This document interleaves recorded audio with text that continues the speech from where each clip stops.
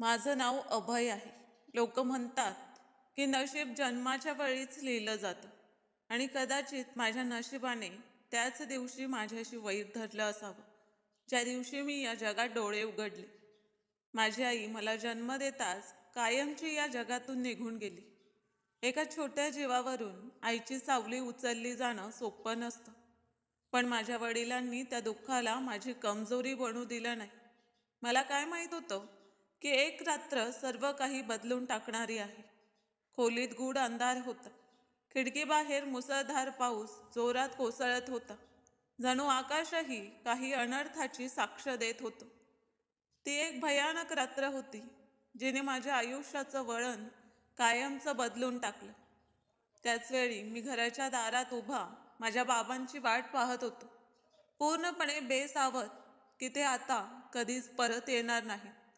माझ्या बाबांचं नाव अमित होतं, जे एका सरकारी विभागात उच्च पदावर होते. लोक म्हणतात की एका पुरुषासाठी एकट्याने मुलाला वाढवणं अशक्य असतं, विशेषतः जेव्हा नोकरीही करावी लागते. आणि माझ्या बाबांनी अशक्याला शक्य करून दाखवलं. मला आठवतं, जेव्हा मी थोडा समजदार झालो होतो, तेव्हा एकदा आजीने बाबांचा हात धरून खूप प्रेमाने म्हटलं होतं की अमित बाळा, तू कधीपर्यंत असा एकटा अभयला वाढवशील? अभयला आईची गरज आहे. तू दुसरं लग्न कर. हे मूल कसं वाढेल?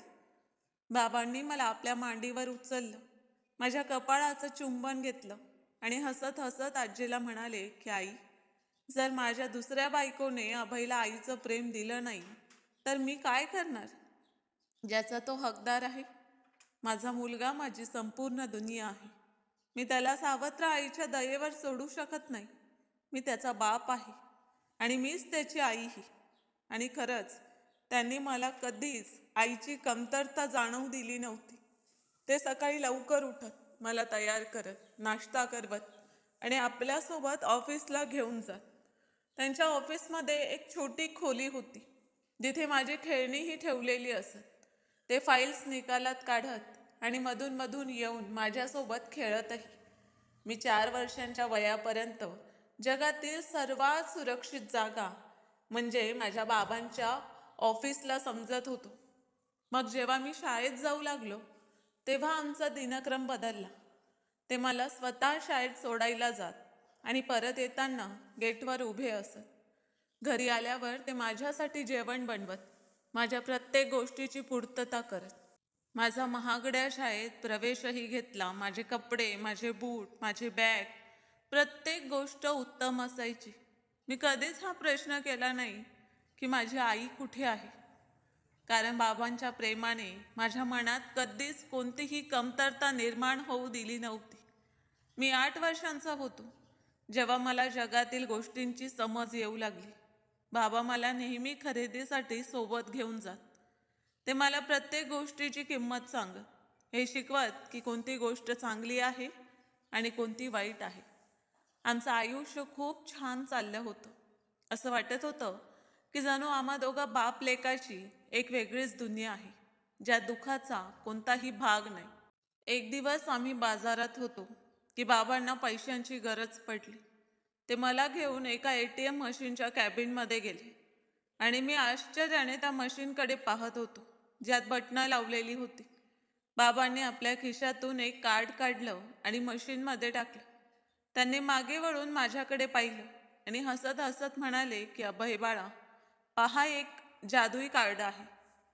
जेव्हा आपल्याला पैशांची गरज असते, तेव्हा मी हे मशीनमध्ये टाकतो आणि पैसे बाहेर येतात.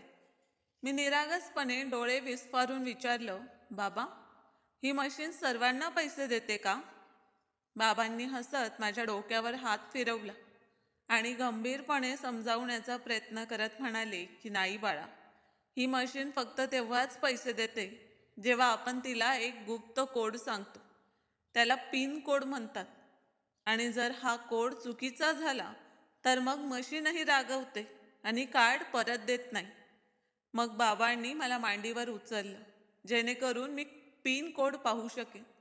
त्यांनी माझ्या कानात हलक्या आवाजात सांगितलं की पहा, मी तुला माझा कोड सांगतो. हे आपल्या दोघांचं रहस्य आहे. कधीच दुसऱ्या कुणाला सांगू नकोस. त्यांनी माझी छोटी बोटं धरून 4 अंकांचा कोड दाबला. मशीनमधून आवाज आला आणि पैसे बाहेर आले. मी आनंदाने टाळ्या वाजवू लागलो. मला त्यावेळी अंदाज नव्हता की ही छोटीशी शिकवण आणि तो 4 अंकाचा कोड माझ्या आयुष्यात पुढे जाऊन किती महत्त्वाची भूमिका बजावणार आहे. बाबा कदाचित जाणत होते की जग खूप क्रूर आहे, म्हणून ते मला वेळेआधीच समजदार बनवत होते. त्या दिवशीही मी आनंदाने शाळेत गेलो. बाबांनी मला शाळेच्या गेटवर उतरवलं आणि त्यांनी गाडीचा काच खाली करून मला हात हलवून बाय म्हटलं. त्यांच्या चेहऱ्यावर तेच गोड हास्य होते जे माझा दिवस आनंदाने भरून टाकत असे. स्वतःची काळजी घे अभय, मी संध्याकाळी लवकर येईन. आज आपण तुझ्या आवडीचं जेवणही खायला जाऊ. त्यांच्या या बोलण्यावर मी उत्साहाने डोकं हलवलं होतं आणि शाळेत आत धावलो. मला माहीत नव्हतं की ही माझ्या बाबांसोबतची माझी शेवटची भेट आहे. मला माहीत नव्हतं की तो हात जो मला बाय म्हणत होता आता कधीच माझ्या डोक्यावर राहणार नाही. शाळेतून सुट्टी झाली तेव्हा मी गेटवर उभा राहून वाट पाहत होतो. नेहमी वेळेआधी येणारे बाबा आज हजर नव्हते. पाऊस जोरात पडू लागला होता. इतर मुले आपल्या आईबाबांसोबत जात होती आणि मी एकटा उभा राहून पावसाच्या थेंबांकडे पाहत होतो. अचानक एक पोलीस जीप आणि एक ॲम्ब्युलन्स शाळेच्या गेटवर येऊन थांबली. माझं हृदय जोरजोरात धडकू लागलं. पण माझे किरण काका, जे माझ्या आईच्या मृत्यूच्या वेळीही बाबांना धीर देण्यासाठी आले नव्हते आणि ज्यांच्याशी आम्ही वर्षात कदाचित 1 किंवा 2 वेळा भेटत होतो, ते तिथे हजर होते. ते मोठमोठ्याने रडत होते. अरे माझ्या भावा, काय झालं तुला? आम्हा सर्वांना असं सोडून कुठे गेलास? आणि मी आश्चर्यचकित होतो की हे तेच काका आहेत जे नेहमी बाबांचा हेवा करत आणि मालमत्तेच्या वाटणीत भांडत. बाबांचा मृतदेह भयंकर जखमी झाला होता. सांगितलं गेलं की एका मोठ्या ट्रकने त्यांच्या कारला चिरडलं आणि अशा प्रकारे घटनास्थळीच त्यांचा मृत्यू झाला. मी लोकांच्या पायांमधून वाट काढून चारपाईजवळ पोचलो. मी बाबांच्या चेहऱ्यावरून कपडा काढण्याचा प्रयत्न केला तेव्हा काकांनी माझा हात पकडला. नाही बाळा, पाहू नकोस, तू घाबरशील. मी ओरडून म्हणालो की मला बाबांशी बोलायचं आहे. ते सकाळी म्हणून गेले होते की आम्ही जेवणासाठी बाहेर जाऊ, मग ते असे झोपून राहू शकत नाहीत. तेव्हा काकांनी मला जोरात धरलं. माझ्या कानात म्हणाले की तुझे बाबा वरच्या देवाकडे गेले आणि ते कधीच परत येणार नाहीत. आता मी आहे ना तुझा बाप, तुझा आधार, तुझं सर्व काही. मी बाबांजवळ खूप रडलो, कारण पहिल्यांदा बाबा माझ्या कोणत्याही बोलण्याला उत्तर देत नव्हते.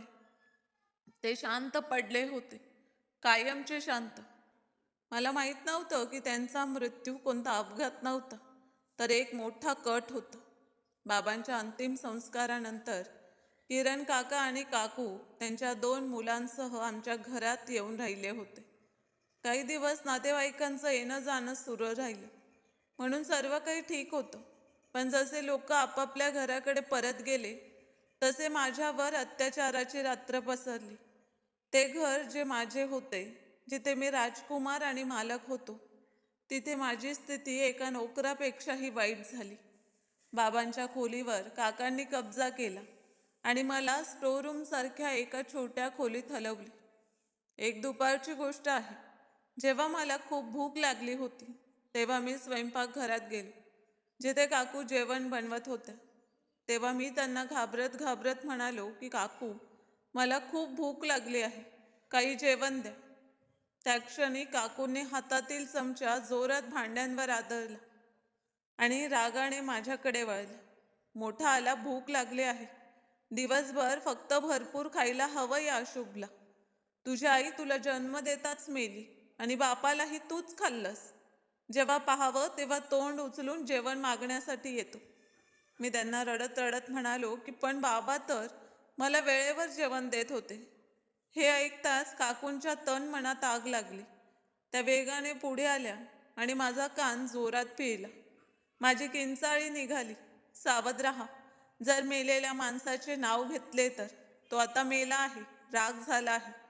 आता तो इथे तुला भाकरी देण्यासाठी येणार नाही. भाकरी खायची असेल तर काम करावे लागेल. जा, जाऊन भांडी घास, मग मिळेल तुला भाकरी. मग मी रडत रडत सिंककडे चाललो.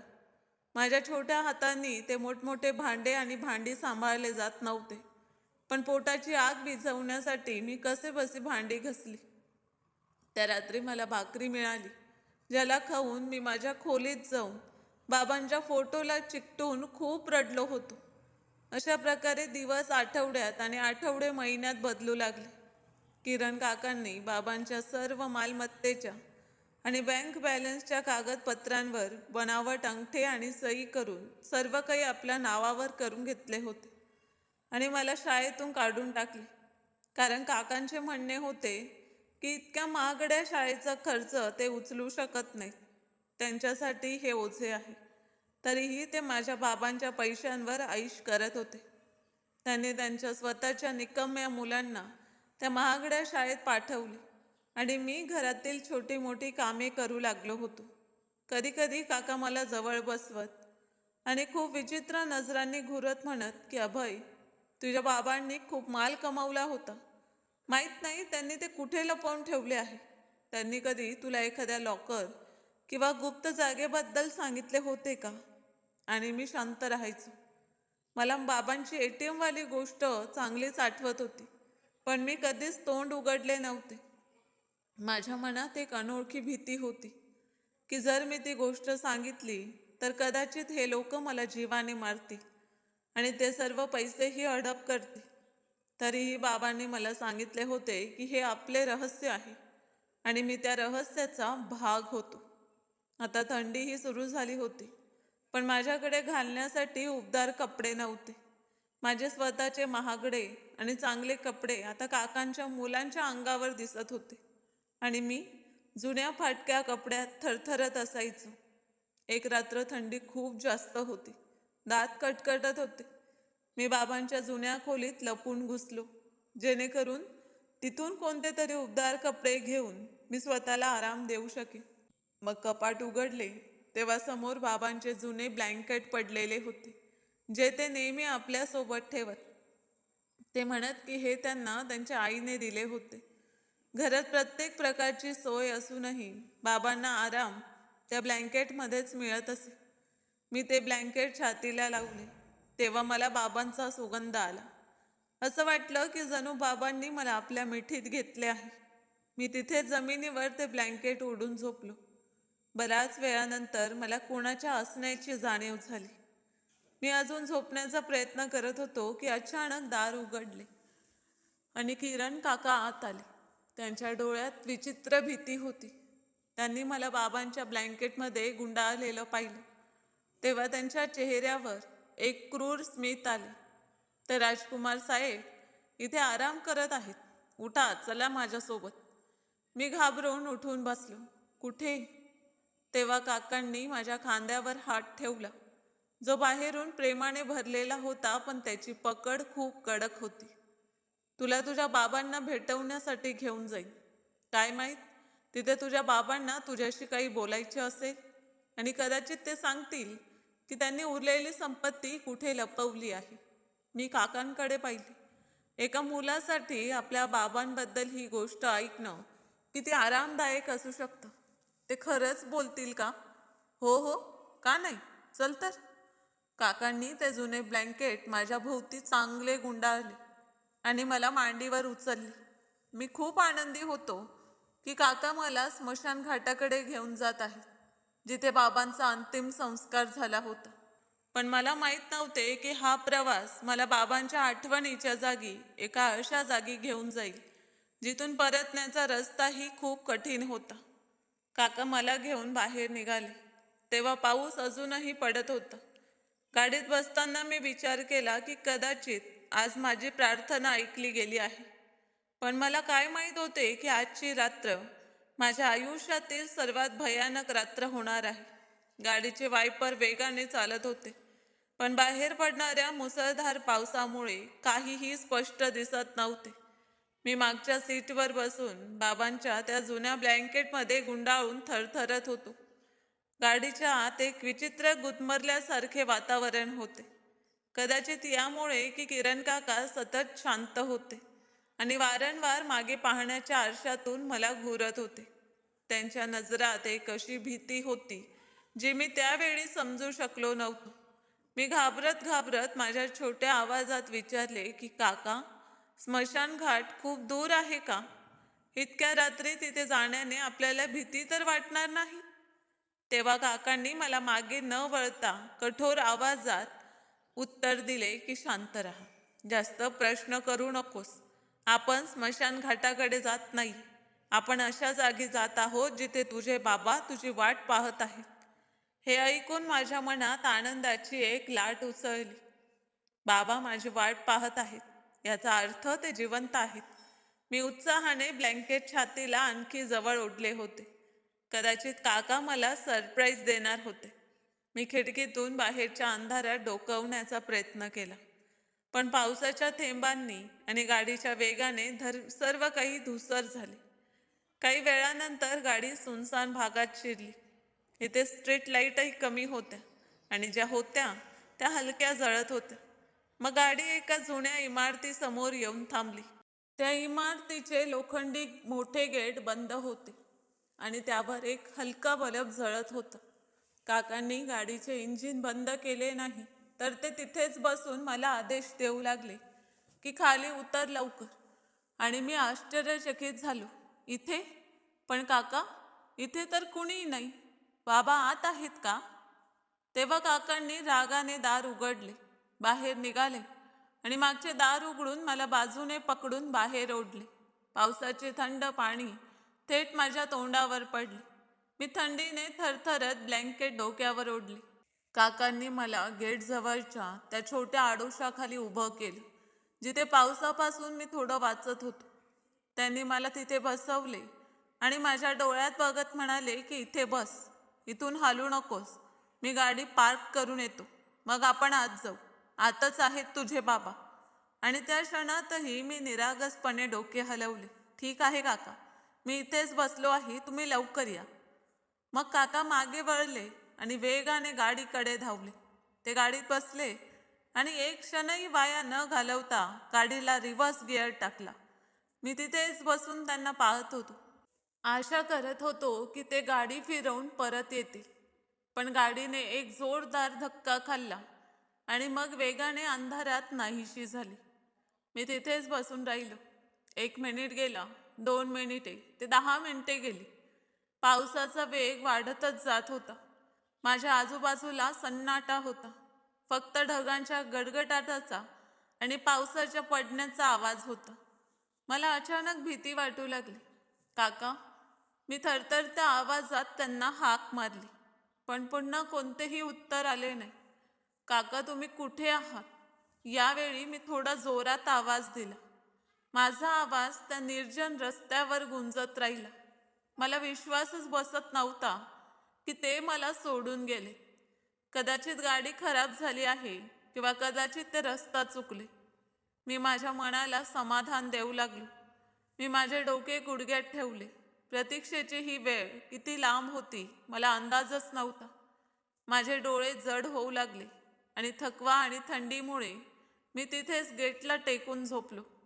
अचानक माझ्या शरीरात थंडीची एक तीव्र लाट उसळली, जिने मला हादरवून सोडले. माझे डोळे उघडले तेव्हा पाऊस थांबला होता, पण थंड थंड वारे वाहत होते. माझे दात कटकटत होते. मी घाबरून उठून बसलो. चारही बाजूंनी गाढ अंधार होता. मला लगेच आठवले की मी काकांसोबत इथे आलो होतो. मी इकडे तिकडे पाहिले, पण ना तिथे कोणती गाडी होती ना काका. माझे हृदय जोरजोरात धडकू लागले. एका अनोळखी भीतीने मला घेरले. ते मला बाबांकडे आणणार होते, पण ही तर कोणती निर्जन आणि अनोळखी जागा होती. काका मला विसरून गेले का? किंवा त्यांनी मला मुद्दाम इथे सोडले? हे विचार येताच माझ्या डोळ्यातून अश्रू येऊ लागले. मी स्वतःला बाबांच्या ब्लँकेटमध्ये लपवण्याचा प्रयत्न केला. मी थंडीपासून वाचण्यासाठी ब्लँकेटचा कोपरा पकडून त्याला माझ्या गळ्याजवळ गुंडाळण्यासाठी सरळ केले. तेव्हा मला ब्लँकेटच्या खालच्या भागात शिवण्याच्या आत काही कडक वस्तू जाणवली. हे कोणते सामान्य कापड किंवा रुई नव्हते. मी आश्चर्याने माझे अश्रू पुसले आणि अंधारात टटळू लागलो. ती वस्तू कडक आणि प्लास्टिक सारखीच होती. माझ्या आत अस्वस्थता जागी झाली. मी ब्लँकेटच्या त्या कोपऱ्याला माझ्या छोट्या बोटांनी उधळू लागलो. त्याचे धागे जुने झाले होते म्हणून ते सहज तुटले. मी हात आत टाकला आणि ती वस्तू बाहेर काढली. स्ट्रीट लाईटच्या हलक्या प्रकाशात मी पाहिले की एक निळ्या रंगाचं कार्ड होतं. त्यावर सोनेरी अक्षरात लिहिले होते. मी अजून इतके चांगले वाचू शकत नव्हतो, पण मी वाचू लागलो. AAYUSH अभय. माझ्या तोंडातून एकदम निघाले, अरे हे तर माझेच नाव होते. हे एक बँक कार्ड होते, अगदी तसेच जसे बाबांकडे असते. आणि त्या कार्डसोबत एक छोटीशी चिठ्ठीही चिकटलेली होती, ज्यावर 4 अंक लिहिले होते. माझे मन वेगाने फिरू लागले. मला तो दिवस आठवला जेव्हा बाबा मला ATM वर घेऊन गेले होते आणि त्यांनी सांगितले होते की 4 अंकाचा कोड आपले रहस्य आहे. मी चिठ्ठीवर लिहिलेले नंबर वाचले तेव्हा ते तेच नंबर होते. माझ्या छोट्या मनात ही गोष्ट बसली की कार्ड बाबांनी माझ्यासाठीच ठेवले होते, पण ते ब्लँकेटमध्ये का होते? बाबांना माहीत होते का की माझ्याशी काही वाईट होणार आहे? मी अजून याच विचारात हरवलेलो होतो की अचानक माझ्या मागे असलेले लोखंडी भारी गेट खडाखडाट करून उघडले. मी भीतीने उडी मारली आणि कार्ड लवकर माझ्या खिशात लपवले. तेव्हा तिथे गेटमधून एक मध्यमवयीन माणूस बाहेर आला, ज्याच्या हातात टॉर्च होती. त्याने टॉर्चचा प्रकाश थेट माझ्या चेहऱ्यावर टाकला. मी माझ्या डोळ्यांसमोर हात ठेवला. कोण आहे तिथे? इतक्या रात्री इथे काय करत आहेस? त्या माणसाच्या आवाजात कठोरता होती. मी घाबरलेल्या आवाजात बोललो की मी अभय आहे. मी माझ्या काकांची वाट पाहत आहे. तो माणूस जवळ आला आणि माझ्या समोर झुकला. त्याने माझे भिजलेले कपडे आणि माझ्या भोवती गुंडाळलेले जुने ब्लँकेट पाहिले. त्याच्या डोळ्यात सहानुभूती आली. बाळा, इथे आता कोणते काका येणार नाहीत. तुला इथे किती वेळ बसवले आहे? मी रडत रडत म्हणालो की खूप उशीर झाला. ते म्हणत होते की गाडी पार्क करून येत आहेत. माझ्या बोलण्याने तो माणूस सर्व काही समजला. त्याने खेदाने माझा हात पकडला. माझ्यासोबत आत ये बाळा, बाहेर राहू नकोस. बाहेर खूप थंडी आहे. हे अनाथ आश्रम आहे. इथे त्या मुलांना ठेवले जाते ज्यांचे कोणते घर नसते, कोणी स्वतःचे नसते. तेव्हा मी माझा हात सोडवण्याचा प्रयत्न केला. पण माझे घर तर आहे. माझ्या बाबांनी खूप छान घर बनवले आहे. मी कोणता बेवारस नाही. माझे काका बस आता येतीलच. त्याने थंड उसासा टाकला आणि मऊपणे म्हणाले की तुझे काका तुला इथे सोडून गेले आहेत. अभय, ते आता परत येणार नाहीत. जर त्यांना परत यायचे असते तर ते तुला पावसात असं बाहेर बसवून गेले नसते. चल आत चल. त्या बोलण्याने माझ्या मनात एक खोल दुखापत झाली. ते परत येणार नाहीत ही गोष्ट माझ्या मनात उतरली आणि शांतपणे त्यांच्यासोबत मी आत गेलो. आत एक मोठा हॉल होता, जिथे खूप मुले जमिनीवर झोपलेली होती. मलाही एका कोपऱ्यात जागा देण्यात आली. मी सारी रात्र जागून राहिलो. माझ्या मुठीत ते कार्ड दाबलेले होते, जे आता माझी शेवटची आशा होती. दुसऱ्या दिवशी सकाळी सूर्य उगवला तेव्हा अनाथ आश्रमाचे दृश्य खूप स्पष्ट होते. तिथे खूप मुले होती. काही खेळत होती तर काही रडत होती. मला अनाथ आश्रमाच्या ऑफिसात बोलावले. मी तिथे गेलो तेव्हा तोच माणूस बसलेला होता जो रात्री मला आत घेऊन आला होता. ते अनाथ आश्रमाचे प्रमुख होते, ज्यांना सर्व मुले सर म्हणत. त्यांनी मला खुर्चीवर बसवले आणि प्रेमाने विचारले की बाळा, खरे खरे सांग, तुला इथे कोण सोडून गेलं आणि तुझे आई बाबा कुठे आहेत? तेव्हा मी काही क्षण शांत राहून माझ्या खिशातून ते बँक कार्ड आणि चिठ्ठी काढून त्यांच्या समोर टेबलवर ठेवलं. सरांनी आश्चर्याने ते कार्ड उचलले आणि उलटसुलट करून पाहिले. हे काय आहे? हे तुला कुठून मिळाले?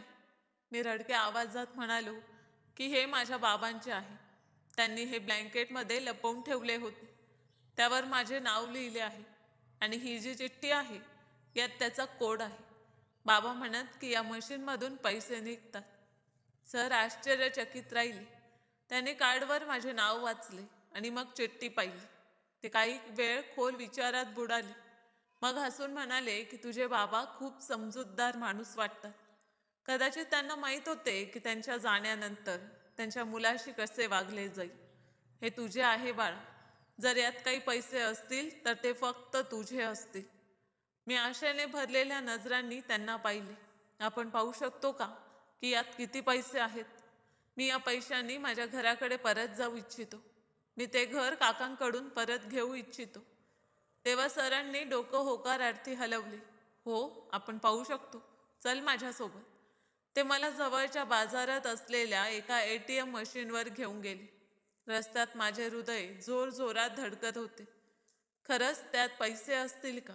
काकांनी जसे घर आणि गाडी हडप केली तसे बँकेचे पैसेही काढले असतील. पण हे कार्ड तर लपलेले होते. मग आम्ही मशीनसमोर पोचलो. माझी उंची छोटी होती म्हणून सरांनी मला उचलून मशीनच्या बटनापर्यंत पोहोचवलं. त्या क्षणी माझे हात थरथरत होते. मी कार्ड मशीनमध्ये टाकले. मशीनने कार्ड घेतले आणि कोड मागितला. मग मी थरथरत्या हातांनी तो 4 अंकाचा कोड दाबला, जो त्या चिठ्ठीवर लिहिला होता. मी डोळे बंद करून प्रार्थना केली की हे वरच्या देवा मदत कर. आणि मशीनमध्ये बीपचा आवाज आला आणि स्क्रीनवर काही इंटरफेस उघडले. तिथे ऑप्शन येत होता बँक इन्क्वायरी. तेव्हा सरांनी मला एक बटन दाबण्याचा इशारा केला. मी ते बटन दाबले आणि काही सेकंदाच्या प्रतीक्षेनंतर स्क्रीनवर काही अंक दिसले. सरांचे डोळे आश्चर्याने विस्फारले. मी जरी छोटा होतो तरी एकक, दशक, शेकडा याचा हिशेब शाळेत शिकलेलो होतो. त्यावर दिसणारी रक्कम हजारो किंवा लाखात नव्हती, तर त्यापेक्षाही खूप जास्त होती. सरांनी एकदम माझ्या डोक्यावर हात ठेवला आणि भाऊक आवाजात म्हणाले की वरच्या देवा तुझा आभार. अभय बाळा, तुला माहीत आहे का हे किती पैसे आहेत? तुझ्या बाबांनी तुझ्यासाठी एक संपूर्ण दुनिया सोडली आहे. ते तुझ्या सोबत नाहीत, पण त्यांनी तुझा आधार बनण्याची व्यवस्था आधीच केली होती. हे ऐकून माझे भानच हरपले. ATM मध्ये खूप पैसे होते. मी तिथून काही हजार रुपये काढले. मशीनमधून नोटा निघताना पाहून मला बाबांची आठवण आली की हे जादुई कार्ड आहे. ATM मशीनच्या स्क्रीनवर चमकणाऱ्या त्या अंकांनी माझ्या आयुष्याचं वळण बदललं होतं. मी थरथरत्या हातांनी पैसे काढले आणि ते माझ्या खिशात ठेवले. माझे हृदय एका विचित्र आराम आणि शक्तीने भरले होते. मग अनाथ आश्रमाकडे परतण्याचा प्रवास शांततेत निघाला. पण ही शांतता आता भीतीची नव्हती, तर एका नव्या वळणाची होती. जेव्हा आम्ही अनाथ आश्रमात परत पोहोचलो तेव्हा सर मला थेट आपल्या ऑफिसात घेऊन गेले. त्यांनी दार बंद केले आणि माझ्या समोर बसले. त्यांच्या चेहऱ्यावर गांभीर्य होते. ते हलक्या आवाजात म्हणाले की अभय बाळा, ही संपत्ती तुझी आहे, पण लक्षात ठेव, ज्या सापाने तुझ्या बाबांना डसले आहे तो अजूनही आहे. जर तुझ्या काकांना कळले की अमित साहेबांनी तुझ्या नावावर इतकी मोठी रक्कम सोडली आहे तर ते तुझ्या जीवाचे शत्रू बनतील. आपल्याला हे रहस्यच ठेवावे लागेल. माझे वय कमी होते, पण परिस्थितीने मला वेळेआधीच मोठे केले होते. सर, मी फक्त पैसे स्वतःसाठी नाही तर आपल्या सर्वांसाठी खर्च करू इच्छितो. मी इच्छित नाही की इथे कोणतेही मूल थंडीने थरथरेल किंवा भुकेले झोपेल. सरांच्या डोळ्यात ओलावा येऊ लागला. त्यांनी पुढे येऊन माझ्या कपाळाचे चुंबन घेतले. तू अगदी तुझ्या बाबांसारखा आहेस. निश्चिंत राहा. मी तुझे रहस्य माझ्यापर्यंतच ठेवेन आणि तुझी काळजीही. त्या दिवसानंतर अनाथ आश्रमाचे रूपच बदलू लागले. सरांनी मोठ्या हुशारीने काम केले. ते थोडे थोडे पैसे काढत आणि अनाथ आश्रमाच्या गरजा पूर्ण करत. कुणालाही कानोकान खबरही झाली नाही की ही मदत कुठून येत आहे.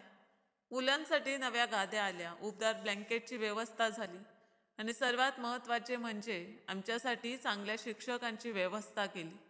मी त्या पैशातून माझ्या अभ्यासावर खूप लक्ष देण्याचा निर्णय घेतला.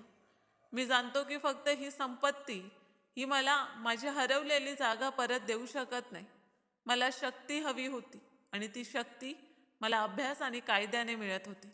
अशा प्रकारे दिवस महिन्यात आणि महिने वर्षात बदलत गेले. मी अनाथ आश्रमातील मुलांसोबत मोठा होऊ लागलो. आम्ही सर्व एक कुटुंबासारखे राहत होतो. मी त्यांचा मोठा भाऊ झालो होतो आणि त्यांच्या छोट्या छोट्या इच्छा पूर्ण करून मला जो आराम मिळत असे ते मी सांगू शकत नाही. कधी कधी मी रात्री छतावर जाऊन बसतो आणि आकाशाकडे पाहून बाबांशी बोलतो. बाबा, तुम्ही पाहत आहात ना, मी त्यांची काळजी राखतो आहे, जसं तुम्ही माझी राखत होतात. दुसरीकडे त्या शहरातून किरण काकांची बातमी उडत आमच्यापर्यंत पोहोचत. ऐकले होते की त्यांनी बाबांची मालमत्ता विकून शहरातील महागड्या भागात एक मोठा बंगला विकत घेतला. ते आणि त्यांचे मुले ऐशो आरामात बुडाले होते. कधी कधी माझे मन करत की मी जाऊन त्यांना विचारावे की माझा दोष काय होता. पण सर नेहमी मला रोखत. ते खांद्यावर हात ठेवून म्हणत की धीर धर अभय. सूड घेण्याचा मार्ग हा आहे की तू स्वतःला इतकं सक्षम बनव की तुला त्यांच्याकडे जाण्याची गरजच पडणार नाही. उलट वेळ त्यांना तुझ्याकडे घेऊन येईल. निसर्गाची काठी आवाज रहित आहे बाळा. ती आपला हिशेब स्वतः चुकवते. मी त्यांची गोष्ट मनाला बांधली होती. मी दिवस रात्र एक केले. शाळेत नेहमी पहिला यायचो. कॉलेजात टॉप केली आणि मग युनिव्हर्सिटीमध्ये प्रवेश घेतला. माझ्या प्रत्येक यशाच्या मागे माझ्या बाबांची ती कमाई आणि सरांचं संगोपन होतं. मी कायद्याची डिग्री मिळवली, पण माझा उद्देश वकील बनणे नव्हता. माझा उद्देश तर काही वेगळा होता. मी ते बनू इच्छितो ज्यापासून अत्याचारी घाबरतात. मी माझ्या बाबांसारखा सरकारी विभागातला बनू इच्छित नाही, पण त्यांच्यापेक्षा जास्त शक्तिशाली बनू इच्छितो की मी व्यवस्थेच्या आत राहून त्या जखमांचा इलाज करू शकेन, ज्यांनी माझे आणि माझ्यासारख्या अनेक मुलांच्या आयुष्याची वाताहत केली. मी UPSCची तयारी सुरू केली. हा माझ्या आयुष्यातील सर्वात कठीण काळ होता.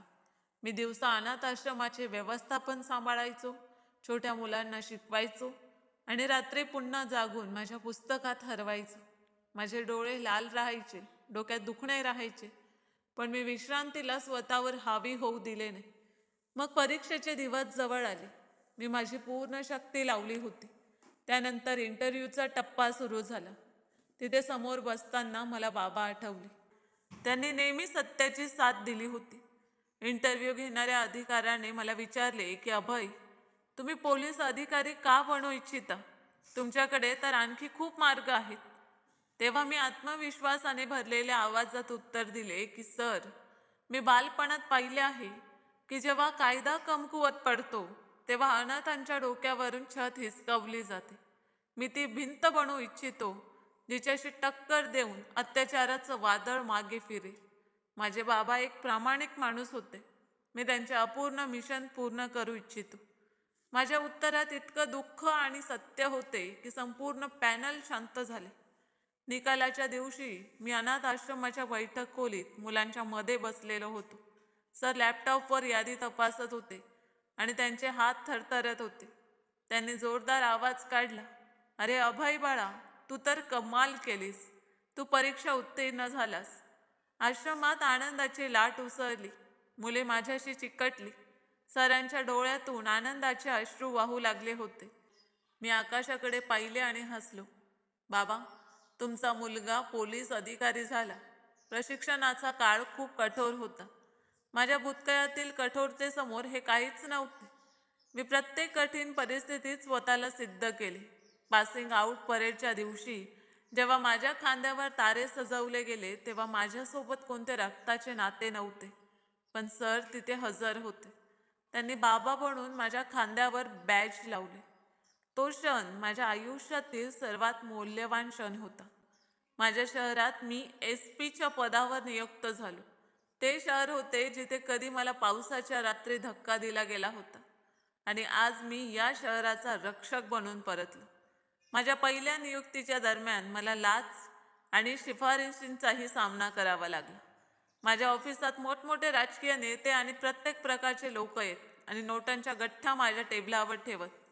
एक दिवस एका मोठ्या व्यावसायिकाने माझ्या समोर नोटांनी भरलेली ब्रीफकेस ठेवली आणि म्हणाला की SP साहेब, हे तुमच्यासाठी मिठाई आहे. आमचे छोटेसे काम करा, तुमचे आयुष्य सुधारेल. मी द्वेषाने त्या ब्रीफकेसकडे पाहिले आणि खुर्चीवरून उठून उभा राहिले. माझ्या आवाजात ती गर्जना होती जी वर्षांपूर्वी दबली होती. मी अमित साहेबांचा मुलगा आहे. माझी किंमत लावण्याचा प्रयत्नही करू नका, नाहीतर हातकडी तुमच्या हातात असेल. तो माणूस माझा चेहरा पाहत राहिला आणि आपले सामान घेऊन निघून गेला. अशा प्रकारे शहरात धुमाकूळ माजला की एक नवीन SP खूप कठोर आणि प्रामाणिक आला आहे. मला माहीत होते की प्रामाणिकपणाची किंमत मोजावी लागते, पण मी प्रत्येक किंमत मोजण्यास तयार होतो. मी माझ्या पगारातून आणि बाबांनी सोडलेल्या रकमेतून एक मोठा प्रकल्प सुरू केला. मी त्या अनाथ आश्रमाला एका खूप चांगल्या शाळेत आणि वसतिगृहात बदलले. तिथे प्रत्येक सोय दिली जी मला बालपणात मिळाली नव्हती. मी नेहमी वर्दीत तिथे जात आणि मुलांसोबत वेळ घालवत. आता माझे वय 28 वर्ष झाले होते. मी एक यशस्वी, शक्तिशाली आणि आदरयुक्त माणूस झालो होतो. पण एक दुखापत होती जी अजूनही शिल्लक होती. किरण काका आणि त्यांचे कुटुंब. मी माझ्या माध्यमातून त्यांची बातमी ठेवू लागलो होतो. मला कळले की त्यांनी आमची संपत्ती जी हडप केली होती त्यांनी ती उधळली. काकांचे दोन्ही मुलं जे कधी माझ्या मागड्या शाळेत शिकत होते आता ते बिघडले होते. मोठा मुलगा जुगार खेळण्याचा व्यसनी झाला आणि छोटा गुंडाच झाला. किरण काका आजारी राहू लागले आणि त्यांची संपत्ती वेगाने संपत चालली होती. एक दिवस मी माझ्या ऑफिसात बसून फाईल पाहत होतो की माझा शिपाई आत आला आणि त्याच्या हातात फाईल होती. त्याने सॅल्यूट केला आणि म्हणाला की सर, कुणाचा जीव घेण्याचा गुन्हा आला आहे. 2 मुलांनी नशेच्या अवस्थेत एका दुकानदाराला जीवाने मारले. आम्ही त्यांना अटक केली आहे, पण त्यांचा बाप बाहेर गोंधळ घालत आहे. तो म्हणत आहे की त्याची मुले निर्दोष आहेत. मी डोके उचलून विचारले की त्या मुलांची नावं काय आहेत. सर, एकाचे नाव राहुल आहे आणि एकाचे नाव चेतन. माझ्या पेनची हालचाल थांबली. ही नावे माझ्यासाठी पूर्णपणे अनोळखी नव्हती. ही तर माझ्या चुलत भावांची नावे होती. मी डोके उचलले आणि शिपाईच्या डोळ्यात पाहिले. आणि त्यांच्या बापाचे नाव काय आहे? सर, किरण नाव आहे. हे नाव ऐकताच माझ्या मनात ती पावसाची रात्र फिरली. ती थंड रात्र आणि अनाथ आश्रमाचे गेट. माझे हृदय जोरजोरात धडकू लागले. निसर्गाने आपला खेळ खेळला होता. तो क्षण आला होता ज्याचा सरांनी मला उल्लेख केला होता. मी खोल श्वास घेतला आणि खुर्चीच्या मागे टेकलो. मी माझ्या शिपायांना म्हणालो की त्यांना तुरुंगात टाका आणि त्यांच्या बापाला सांगा की जर ते आपल्या मुलांच्या सुटकेची इच्छा करतात तर त्यांना स्वतः SP साहेबांसमोर हजर व्हावे लागेल. या बोलण्याने शिपाई आश्चर्यचकित झाला की मी इतकी रुची का घेत आहे, पण त्याने आदेश मानला की हो सर. त्याच्या जाण्यानंतर मी उठलो आणि खिडकीजवळ जाऊन उभा राहिलो. बाहेर वातावरण खूप जड होते. अगदी तसेच ढग दाटले होते जसे 20 वर्षांपूर्वी त्या रात्री होते. मी माझी वर्दी सरळ केली आणि आज न्यायालय भरवले जाणार होते. आणि न्यायाधीश कोणी दुसरा नव्हता तर तोच मुलगा होता ज्याला एका ब्लँकेटमध्ये गुंडाळून कचऱ्याच्या ढिगाऱ्याकडे फेकले गेले होते. पुढचे काही तास माझ्यासाठी खूप जड होते. मी जाणतो की तो येणार आहे. तो माणूस ज्याने माझ्या आयुष्याची वाताहत करण्याचा प्रयत्न केला होता. आज तो माझ्या उंबरठ्यावर भिकारी बनून येणार होता. संध्याकाळची सावली गडद होत चालली होती जेव्हा माझ्या ऑफिसच्या दारावर ठोठाव झाला. शिपाईने आत येऊन बातमी दिली की सर, ते गुन्हेगाराचे बाबा भेटण्यासाठी आले आहेत. खूप रडत आहेत. म्हणत आहेत की साहेबांच्या पायाला धरेल. फक्त माझ्या मुलांना वाचवा. मी माझ्या फिरणाऱ्या खुर्चीवर बसलेलो होतो. माझा चेहरा खिडकीकडे होता आणि पाठ दाराकडे. मी हाताच्या इशाऱ्याने म्हणालो की पाठवा. मग थोड्या वेळानंतर दार उघडले आणि डगमगणाऱ्या पावलांचा आवाज आला. एक वृद्ध माणूस आत आला. त्याचा श्वास फुललेला होता आणि तो भयंकर थरथरत होता. साहेब, वरच्या देवाची साक्ष आहे. माझी मुले निरागस आहेत. माझ्यावर दया करा. मी बर्बाद होईन. हा तोच आवाज होता जो 20 वर्षांपूर्वी गर्जना करून मला ऐकू येत होता. जो मला दटावत होता. जो मला विचारत होता की तुझ्या बाबांनी संपत्ती कुठे लपवली आहे. पण आज त्या आवाजात इतकी असहाय्यता होती. मी हळूच माझी खुर्ची फिरवली. माझा चेहरा त्या माणसासमोर आला. त्याची नजर जमिनीवर होती. हात जोडलेले होते. मी स्पष्ट आवाजात म्हणालो की डोके उचलून बोला किरण साहेब. माझा आवाज ऐकून त्या वृद्ध माणसाने झटक्याने डोके उचलले. त्यांच्या अश्रूंनी भरलेले डोळे माझ्या चेहऱ्यावर जडले. एका क्षणासाठी त्यांच्या डोळ्यात ओळखीची चमक आली. मग आश्चर्य आणि मग भीती, खूप जास्त भीती. त्यांचा चेहरा पांढरा पडला, जणू त्यांनी कोणता भूत पाहिला होता. माझ्या ऑफिसात सन्नाटा पसरला होता. भिंतीवर लावलेल्या घड्याळाची टिकटिकही हातोड्यासारखी पडत होती. माझ्यासमोर उभा असलेला वृद्ध माणूस, ज्याचे नाव किरण होते, दगड झालेल्या डोळ्यांनी मला पाहत होता. त्यांचे ओठ थरथरत होते आणि चेहऱ्याचा रंग लाल पडला होता. आणि काही बोलण्याचा प्रयत्न केला, पण शब्द त्यांच्या गळ्यात अडकून राहिले. मी खुर्चीला टेक घेऊन आरामदायक पद्धतीने त्यांच्या डोळ्यात डोळे घालून पुन्हा म्हणालो, काय झाले किरण साहेब, ओळखले नाही तुम्ही? किंवा 20 वर्षांचा काळ इतका जास्त लांब असतो की रक्ताचे नातेही धुसर होतात. त्यांच्या गुडघ्यात जणू जीवच राहिला नव्हता. ते डगमगले आणि तिथेच जमिनीवर बसले. त्यांच्या तोंडातून एकच शब्द निघाला, अभय. तेव्हा मी खोल श्वास घेतला आणि माझ्या खुर्चीवरून उठून हळूहळू जवळ गेलो की हो, अभय, तोच अभय ज्याला तुम्ही त्या पावसाच्या रात्री कचऱ्यासारखा अनाथ आश्रमाच्या गेटवर फेकले होते. तोच अभय ज्याच्या डोक्यावरून छत हिसकावून तुम्ही तुमच्या महालाची पायाभरणी केली होती. आज तुम्ही त्याच्याच ऑफिसात त्याच अभय समोर आपल्या मुलाच्या आयुष्याची भिक्षा मागण्यासाठी आला आहात. त्यांनी आपले दोन्ही हात चेहऱ्यावर ठेवले आणि ढसाढसा रडू लागले. एक वेळ होता जेव्हा त्या माणसाचा आवाज घराच्या भिंती हादरवत होता, पण आज हे माझ्या पावलांखाली पडून एका मुलासारखे रडत होते. मला माफ कर अभय, मला माफ कर. मी खूप मोठा गुन्हेगार आहे. मी आंधळा झालो होतो. संपत्तीच्या लोभाने मला जनावर बनवले होते. मला वाटले की कदाचित मी आणखी जास्त श्रीमंत होईन, पण पहा आज मी कुठे उभा आहे. मी त्यांना जमिनीवरच बसू दिले, कारण ही जागा त्यांनीच स्वतःसाठी निवडली होती. मी कठोर आवाजात विचारले की काय झाले तुमच्या त्या संपत्तीचे, ते पैसे, ते बँक बॅलन्स, ज्यासाठी तुम्ही आपल्या भावाच्या निशाणीला देखील सोडले नाही. कुठं गेलं ते सर्व काही? तेव्हा त्यांनी रडत रडत डोके हलवले आणि थरथरत्या आवाजात आपल्या बर्बादीची कथा सांगितली. सर्व काही संपले आहे अभय. सर्व राखेत मिसळले. माझी पिढी उजाडली. माझा मोठा मुलगा जुगारात सर्व काही हरला. आमचे ते घर, जे मी तुझ्या हिस्स्यातील पैशाने बनवले होते, तेही विकले गेले. आणि छोटा मुलगा वाईट संगतीत पडला. आज ते दोघे तुरुंगात आहेत आणि त्यांच्यावर खुनाचा आरोप आहे.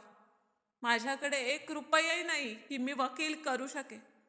आम्ही भाड्याच्या घरात राहत आहोत आणि उपाशी राहण्याची वेळ आली आहे. त्यांच्या बोलण्याने मला आराम नव्हता, तर एका विचित्र न्यायाची जाणीव झाली. निसर्गाने आपला हिशेब स्वतः केला. तो माणूस जो मला अनाथ आश्रमात सोडून गेला होता, जेणेकरून सारी संपत्ती त्याची होईल, आज तो स्वतः पैचा मोहताज झाला होता. मी टेबलाकडे पाऊल टाकले आणि पाण्याचा ग्लास उचलून त्यांच्याकडे वाढवला. पाणी प्या. पाणी पिऊन झाल्यानंतर त्यांनी माझ्याकडे पाहिले. त्यांच्या डोळ्यात प्रश्न होता की अभय, तू इतका मोठा अधिकारी कसा झालास? मी तुला बेवारस सोडले होते. तुझ्याकडे घालण्यासाठी कपडेही नव्हते. मग तू इथपर्यंत कसा पोचलास? बस तो क्षण होता जेव्हा मला रहस्य उघड करायचे होते, जे 20 वर्षांपासून माझ्या छातीत कैद होते. ते जे निसर्गाने किरण काकांसोबत खेळले होते. मी हसलो, एक विजयी हास्य. तुम्हाला आठवते त्या रात्री जेव्हा तुम्ही मला अनाथ आश्रमाकडे घेऊन जात होता? तुम्ही मला थंडीपासून वाचवण्यासाठी बाबांचे ते जुने ब्लँकेट माझ्या भोवती गुंडाळले होते. तुम्हाला ते ब्लँकेट खूप वाईट वाटत होते ना? काकांनी आश्चर्याने मला पाहिले. हो, मला आठवते. तुम्ही सारं आयुष्य बाबांची संपत्ती शोधत राहिला. त्यांचे लॉकर उघडत राहिला. पण तुम्हाला माहीत नव्हते की बाबांनी आपली खरी संपत्ती कुठे लपवली होती. ते बँक कार्ड, ते लाखो रुपये, ते सर्व बाबांनी या जुन्या ब्लँकेटच्या आत शिवून ठेवले होते, ज्याला तुम्ही निरुपयोगी समजून माझ्यासोबत फेकले होते. त्यांचे डोळे आश्चर्य आणि धक्क्याने विस्फारले आणि तोंड उघडे राहिले. काय? हो काका, संपत्तीसाठी तुम्ही अनाथ पुतण्याला घरातून काढले. ती संपत्ती तुम्ही तुमच्याच हातांनी त्या पुतण्याला दिली होती. त्या संपत्तीतून मी अभ्यास केला. त्या संपत्तीतून मी अधिकारी झालो. आणि त्या संपत्तीतून मी आज या अनाथ आश्रमाला महालासारखे बनवले. तुम्ही मला मातीत मिसळू इच्छित होता, पण तुम्ही मला खजिन्यावर बसवले. काकांच्या चेहऱ्यावर जो पश्चाताप होता तो पाहण्यासारखा होता. ते आपल्या हातांकडे पाहत होते, जणू त्यांना कापून खावेसे वाटत होते. ती संपत्ती हातातच होती आणि त्यांनी मूर्खपणे आणि द्वेषात तिला स्वतःपासून दूर केली. ही त्यांच्यासाठी मृत्यूपेक्षाही वाईट शिक्षा होती. ते पुन्हा माझ्या पाऊलांकडे झुकले आणि माझ्या बुटाला पकडले. अभय, मी बर्बाद झालो. मी लुटलो गेलो. माझ्या वाईट नियतीने मला आज मारले. पण माझी मुले तर तुझे भाऊ आहेत. वरच्या देवासाठी त्यांना वाचव. ते तुरुंगात मरतील. लोक त्यांना मारतील. मी तुझ्यासमोर हात जोडतो. माझ्या हातला माणूस जागा झाला. माझे हृदय दुःख आणि सोबत रागानेही फाटत होते. ते सर्व दृश्य माझ्या डोळ्यांसमोर फिरले जेव्हा मी छोटा होतो आणि हे मला धक्का देत होते. पण मग मला बाबांचं संगोपन आठवलं. मला सरांचे ते शब्द आठवले की सुडाचा योग्य मार्ग हा आहे की तू ते बनू नकोस जे ते आहेत.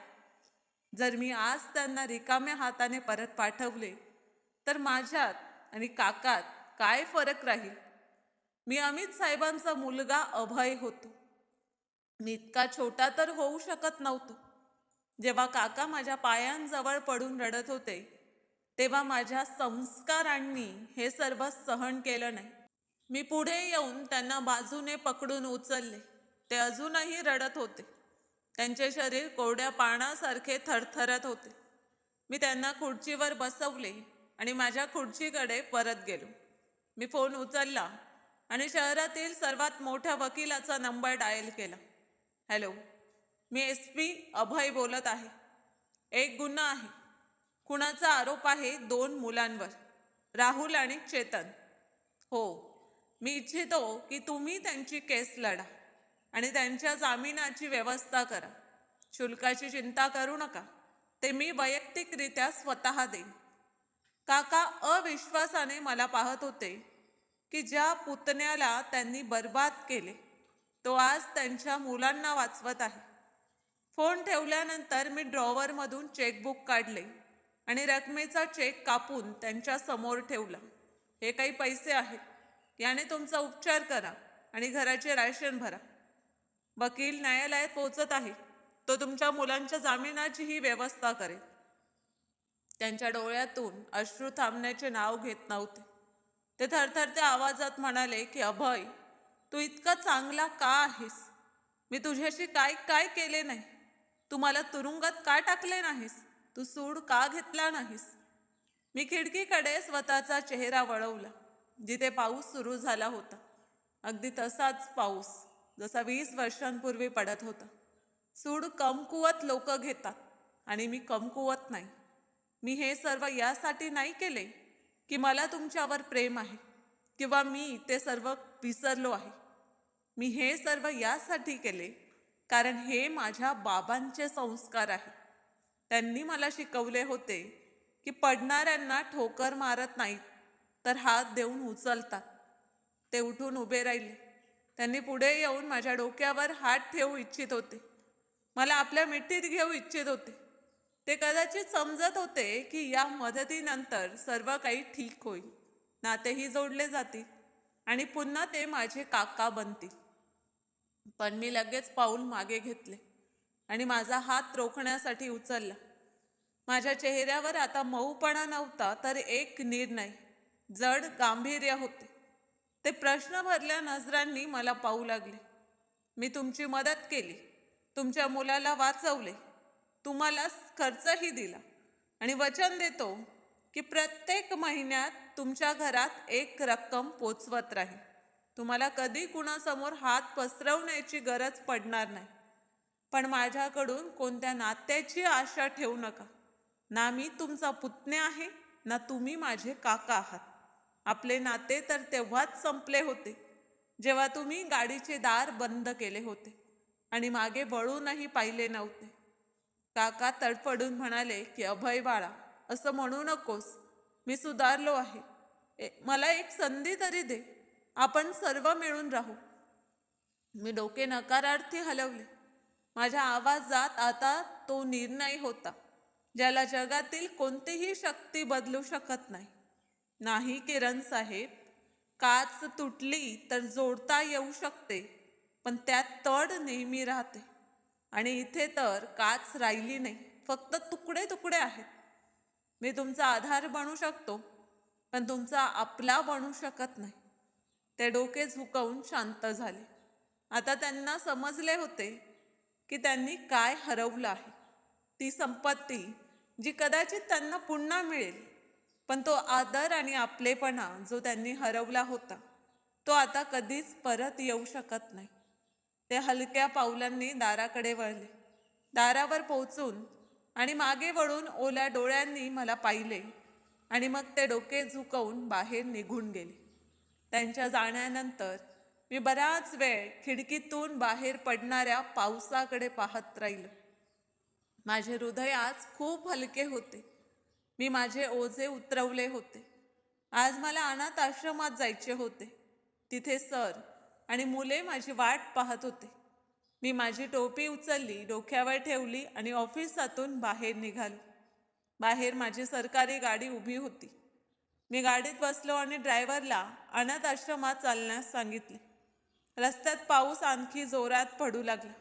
मी काचेतून बाहेर पाहिले. रस्ते निर्जन होते, पण माझे मन उजळत होते. मी जाणतो की काका त्यांची मुले आता कधीच माझ्या रस्त्यात येणार नाही. मी त्यांची गरज पूर्ण करून त्यांचे तोंड कायमचे बंद केले. हे उपकार नव्हते, ही माझी विजय होती. जेव्हा अनाथ आश्रमात कधी मी रडत बसत होतो, आज तिथे माझ्या नावाची प्लेट लावलेली होती, अभय फाउंडेशन. सर गच्चीत उभे राहून हसत होते. मी गाडीतून उतरलो आणि धावत त्यांच्या गळ्यात पडलो. सर, हे सर्व तुम्ही करून दाखवले. बाळा, मला माहीत होते तू आज तुझ्या बाबांच्या आत्म्याला आनंदी केलेस. तू सिद्ध केलेस की माणूस मोठा संपत्तीने होत नाही. मी आकाशाकडे पाहिले. ढग आता विखुरत होते आणि त्यांच्या मागून चंद्र डोकावत होता. मला असं वाटलं की जणू बाबा मला पाहून हसत आहेत. त्यांची ती गोष्ट माझ्या कानात गुंजत होती की हा पिनकोड आपले रहस्य आहे. हो, ते रहस्यच माझी शक्ती बनले. मी मनातच निर्णय घेतला की किरण काकांना प्रत्येक महिन्यात रक्कम तर पाठवेन, पण कधी त्यांच्या घरात जाणार नाही. कारण सत्य तर हे आहे की जे नाते पावसाच्या रात्री सोडून जातात ते संपत्तीच्या धुळीत परत घेतले जात नाहीत. माझी दुनिया अजून अनाथ मुले आणि सरच आहेत. आणि हेच माझे खरे कुटुंब बनले होते. मित्रांनो, आशा करते की तुम्हाला आमची कथा आवडली असेल. कथा आवडली असेल तर व्हिडिओला लाईक करा. चॅनलवर नवे आहात तर चॅनलला सबस्क्राईब करायला विसरू नका. धन्यवाद.